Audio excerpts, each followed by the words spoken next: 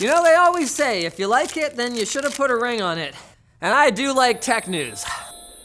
It's not really fetishized when I do it, is it? Ugh. Leaked specs for Intel's mysterious upcoming discrete graphics cards are here. A registry entry from the Eurasian Economic Union listed a development kit with 96 execution units, which sounds pretty impressive until you realize that that's the same number of EUs in the integrated graphics for Intel's upcoming Tiger Lake desktop CPUs. And those things are not gonna be taking on the RTX 2080 anytime soon, unless you're just into watching massacres. Now, it would appear that this DG1 card is essentially then a discrete desktop version of Team Blue's own integrated graphics. But then, wait, there's more.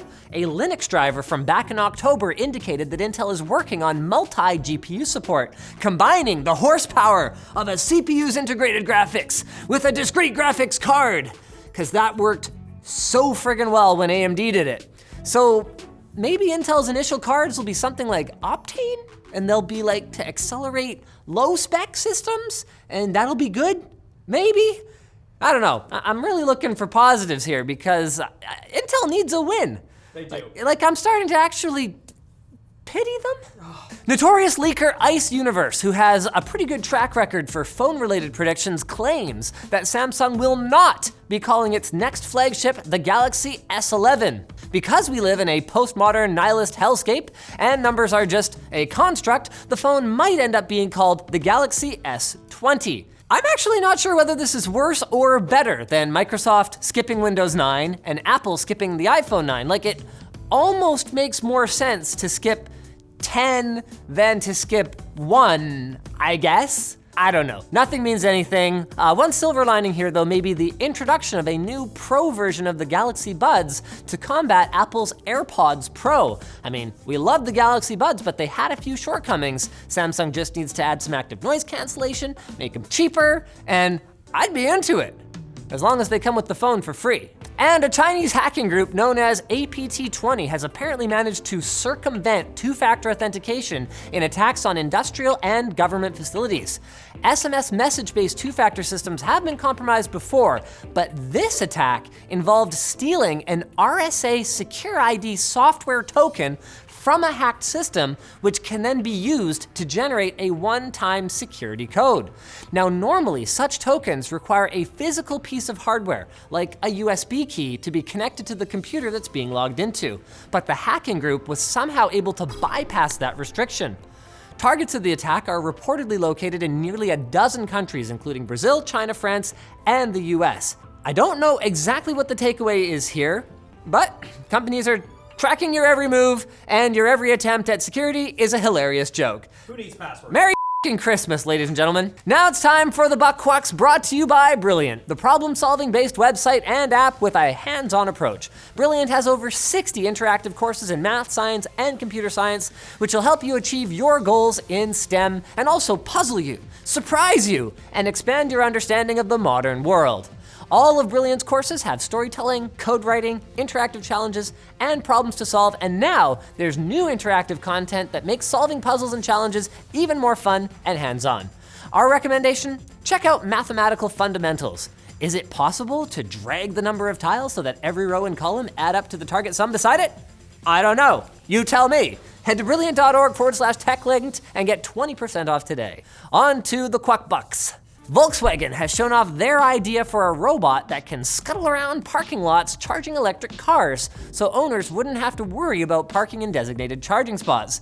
It's certainly a cool idea, but so far it appears to be only that, an idea. I mean, should I make a big announcement and like a CGI video every time I think of something cool? Wait, actually, we have people that can do that. Hey. Maybe I should. Do it. Owners of 2019 and 2020 Mazdas are experiencing sudden stops as their car's smart braking systems are reportedly hallucinating the existence of obstacles in their path. Hey, you have a 2019. I've had 3. Oh boy, we're a Mazda fanboy over here. Mazda has recalled more than 35,000 of the vehicles, and so far, no injuries or deaths have been reported.